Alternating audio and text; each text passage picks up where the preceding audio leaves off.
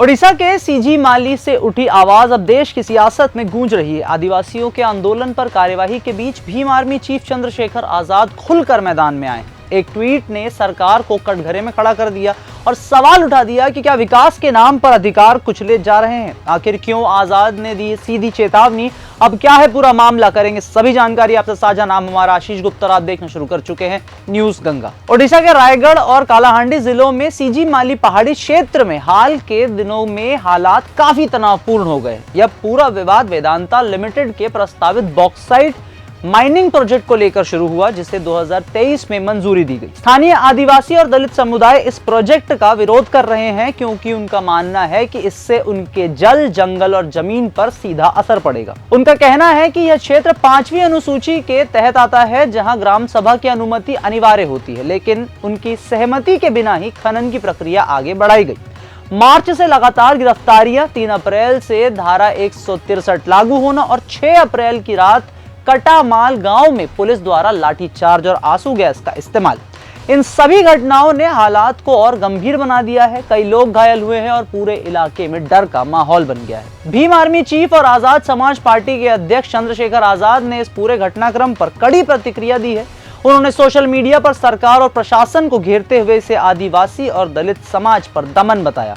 उन्होंने कहा कि शांतिपूर्ण आंदोलन कर रहे लोगों पर इस तरह की कार्यवाही लोकतांत्रिक मूल्यों के खिलाफ है। अब एक बार नजर डालते हैं कि लोकतांत्रिक मूल्यों को लेकर उन्होंने जो बात कही है, उसके बाद उन्होंने सरकार के सामने अपनी किस प्रकार की मांगे रखी हैं। ये है उनकी मांगे। सीजी माली क्षेत्र से निषेधाज्ञा को तुरंत हटाया जाए, पूरे क्षेत्र से पुलिस बल को वापस लिया जाए, ग्राम सभा की अनुमति के बिना दी गई खनन लीज को रद्द किया जाए, वन अधिकार अधिनियम FRA और PESA कानून को पूरी तरह से लागू किया जाए। उन्होंने यह भी आरोप लगाया है कि प्रशासन ने आदिवासियों की आवाज को नजरअंदाज किया और कंपनियों को फायदा पहुंचाने के लिए कानून की अनदेखी की जा रही है। इस पूरे मामले ने एक बार फिर आदिवासी क्षेत्र में विकास बनाम अधिकार की बहस को तेज कर दिया है। आदिवासी समुदाय सदियों से अपने जंगल और जमीन पर निर्भर रहा है, जो सिर्फ उनकी आजीविका ही नहीं बल्कि उनकी सांस्कृतिक पहचान का हिस्सा भी है।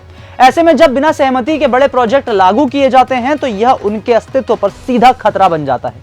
जरूरत इस बात की भी है कि सरकार, प्रशासन और कंपनियां मिलकर ऐसा रास्ता निकाले जिसमें विकास भी हो और आदिवासी समाज के अधिकारों की रक्षा भी हो। ग्राम सभा की भूमिका को मजबूत करना, पारदर्शिता बनाए रखना और कानूनों का सख्ती से पालन करना ही इस तरह के विवादों का स्थायी समाधान हो सकता है। आने वाले समय में सरकार इस मामले को कैसे संभालती है, यह तय करेगा कि देश में विकास और न्याय के बीच संतुलन कैसे कायम रहता है। तो ये थे चंद्रशेखर आजाद के आदिवासियों के साथ खड़े होने पर अपडेटेड रिपोर्ट। वीडियो पसंद है तो इसे लाइक करें, शेयर करें, चैनल को सब्सक्राइब करना ना भूलें।